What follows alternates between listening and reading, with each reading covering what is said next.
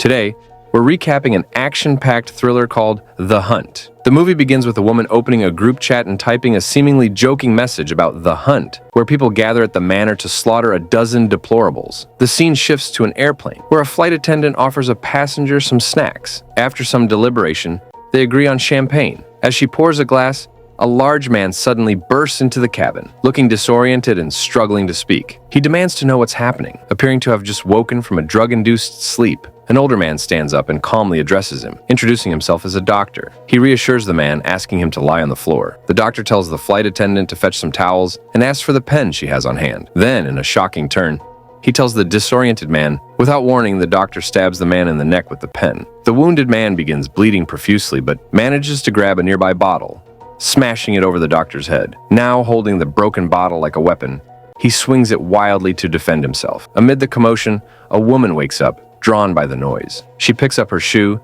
approaches the man, and slams the heel into his eye. Calmly, she orders the others to put him in the back with the rest of them. As she removes her shoe, she gruesomely pulls the man's eye out in the process. She walks away without a second glance. The older man drags the now lifeless body into a hidden area, locking it away. It's clear that there are more unconscious people already lying in the back of the plane. The scene shifts to a beautiful woman waking up, her mouth tied shut. She looks around and notices another woman nearby, similarly gagged. Desperately, she tries to call out to her, but the other woman ignores her and walks away without acknowledging her plea. The first woman stumbles outside and finds herself in an open field. To her shock, she sees several others in the same predicament, confused, gagged, and bound. The group cautiously moves toward a large wooden box placed in the field. One man steps forward to open it, but an older man warns him, "It's a trap.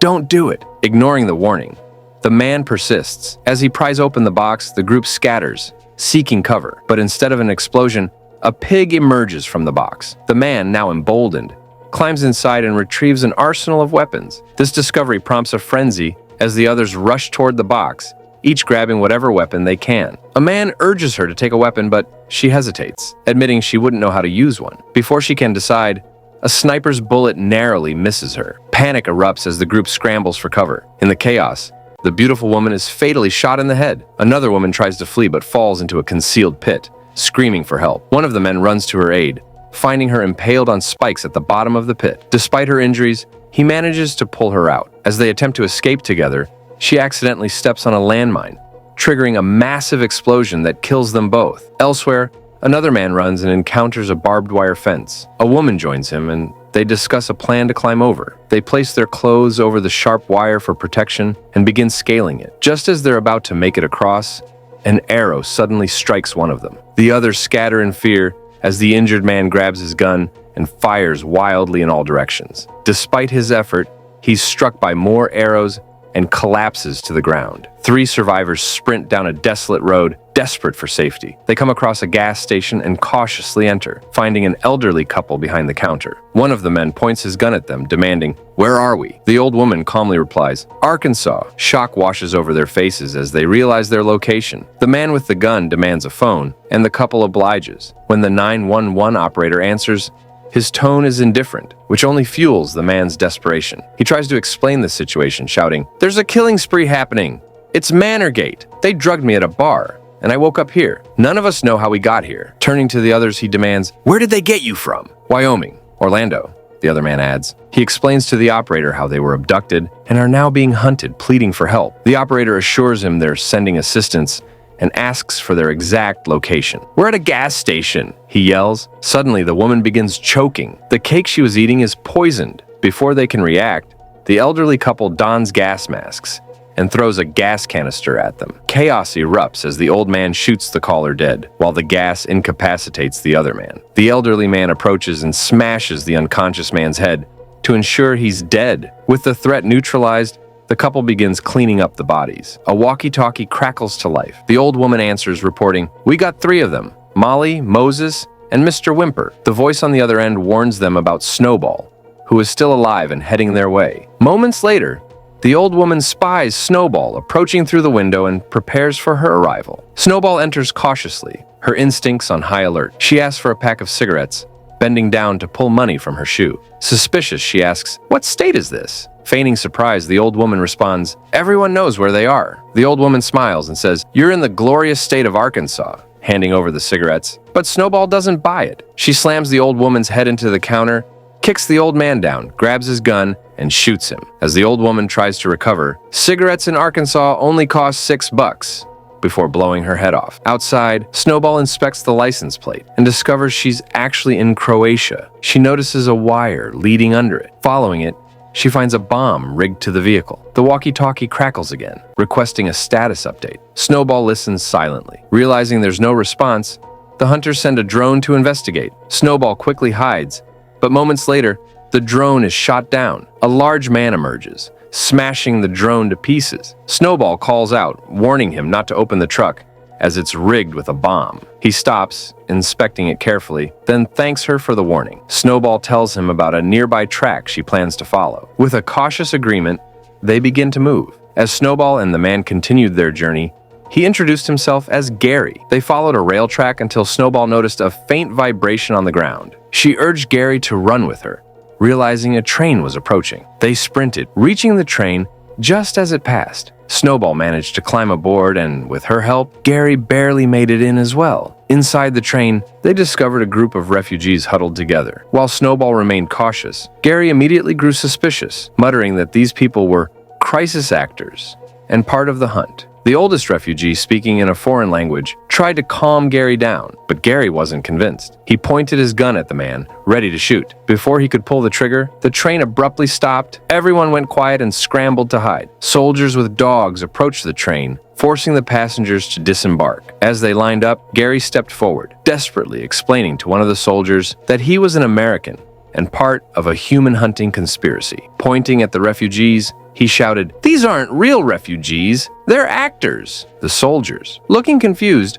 walked away without engaging him. The older refugee turned to Gary and, to his surprise, spoke fluent English. "I don't think they believe you, Gary." Startled, Gary yelled at the soldiers, insisting, "This guy's a pretender." The older man smirked. "Everyone here's real, except me. And after this, I'm going to kill you." That's just how the hunt goes. Furious, Gary lunged at the man, but in the scuffle, a grenade fell from the refugee's bag. Seizing the opportunity, Gary grabbed the grenade, shoved it into the man's pants, and ran. Chaos erupted as everyone scattered. The grenade detonated, blowing the older man to pieces. The remaining passengers, including Snowball, were rounded up and transported by the soldiers to another location. There, Snowball was interrogated by the commanding officer, Dino. She explained her situation, telling him that she was eating at a restaurant when she was knocked out, only to wake up in Croatia, which she deduced from a car's license plate. Desperate, Snowball begged Dino to call the U.S. Embassy. Dino, however, asked for her identification papers. "I don't have papers," she replied, exasperated. Dino studied her for a moment. "Are you being hunted?" he asked. Before she could answer,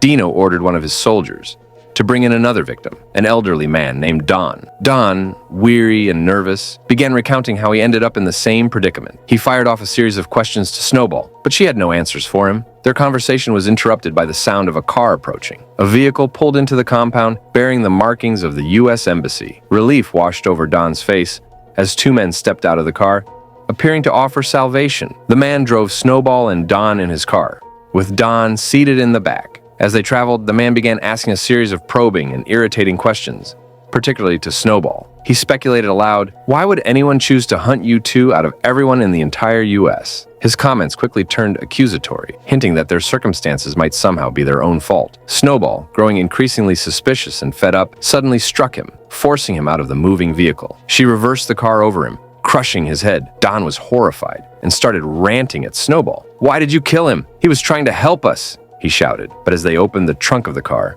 Don froze. Inside, Gary's lifeless body lay with a dagger buried in his head. Realizing the situation, Don pieced together the grim truth. Everyone else was dead. It was just the two of them left. Searching the trunk further, Snowball found a map that appeared to mark the hiding place of the hunters. Determined, they set out to confront them. The hunters were gathered in a bunker, waiting for Oliver to return with Snowball and Don. They passed the time joking and teasing one another, oblivious to the approaching danger. One of them excused himself to step outside. As he did, Snowball ambushed him. Don followed, using a pig as a distraction, cutting his throat from behind, drawing attention away as Snowball infiltrated the bunker. Once inside, Snowball unleashed a brutal assault, methodically killing each hunter one by one. Gunfire erupted as the remaining hunters fought back, but Snowball prevailed. As she was about to execute the last surviving hunter, Don burst into the room and stopped her. "Wait!" he shouted. "We need answers. Ask her why they're hunting us." Reluctantly, Snowball questioned the hunter, but her responses were vague and unhelpful. Frustrated, Snowball ended the interrogation by putting a bullet in the woman's head. "Why did you kill her?" Don yelled in disbelief. Suddenly, the walkie-talkie crackled to life. A voice on the other end asked, "Did you shoot her?" "Stop pretending." Confused, Don demanded, "Who are you?" "What are you talking about?" The voice ignored him, continuing to taunt Snowball. She turned her gun on Don, ordering him to drop his weapon. When he refused, she shot him without hesitation. The voice on the walkie-talkie then gave Snowball her location, inviting her to come and face her next challenge. Snowball turned to a wounded hunter lying on the ground and demanded the exact location of the person speaking. Despite his resistance, she tortured him until he revealed the address. Once she had the information, she executed him with a single shot to the head. The story rewinds to 1 year earlier, revealing the origins of the hunt. A private chat among corporate executives was hacked, exposing sensitive and damaging conversations. Among the leaked messages was a joke about organizing a human hunt at the manor, where they would slaughter a dozen deplorables. When the company's CEO, Athena, was confronted, she laughed it off. "It was a joke. One fucking joke," she insisted. The owner of the company wasn't amused. "Do you understand there's a group of people who actually believe you hunt human beings for sport?" Athena dismissed the concern, still laughing. But the scandal grew. Public outrage ensued, and conspiracy theories about Manorgate spiraled out of control. Athena and several other executives were fired. 8 months ago, seeking revenge for their ruined careers, Athena and her disgraced colleagues decided to make a list of people who had spread conspiracy theories about them online. They compiled the names of individuals who had perpetuated the Manorgate rumor. Their goal was clear: to turn the conspiracy into reality. They began planning an actual hunt, targeting those who had accused them of it. Fast forward to the present. Snowball arrives at Athena's secluded location. Over the intercom, Athena instructs her to leave her gun by the mailbox, warning that she'll trigger an explosive at the gate if she doesn't comply. Snowball cautiously obeys and makes her way inside the house. She finds Athena in the kitchen, calmly waiting for her. They begin a tense conversation. Athena admits that the hunt had originally been nothing more than an absurd rumor. However, when the false allegations cost her and her associates their jobs and reputations, they decided to make the rumor a reality. The conversation takes an unexpected turn when Athena reveals that Snowball wasn't even the intended target. Snowball clarifies, "There's been a mistake. I'm not the person you were after. The woman you're targeting spells her name May with an E. I don't. Sometimes I even get her mail by accident." She pauses, locking eyes with Athena. "Sorry, Athena. You kidnapped the wrong May Creasy." Snowball's expression hardens, and the room explodes into chaos as the two women engage in a brutal and high-stakes fight. The sequence is intense, with punches, counters, and clever use of the environment. The battle rages on, both fighters sustaining heavy injuries. In the end, Snowball overpowers Athena, delivering the fatal blow. Bruised and bloodied, she collapses momentarily before pulling herself together. Snowball takes a moment to clean up, showering and dressing in Athena's luxurious wardrobe. She finds a private plane waiting for Athena and boards it. As the plane takes off, she tells the pilot, "I just want to go home." If you enjoyed this recap, don't forget to like, share, and subscribe to my channel. Thanks for watching.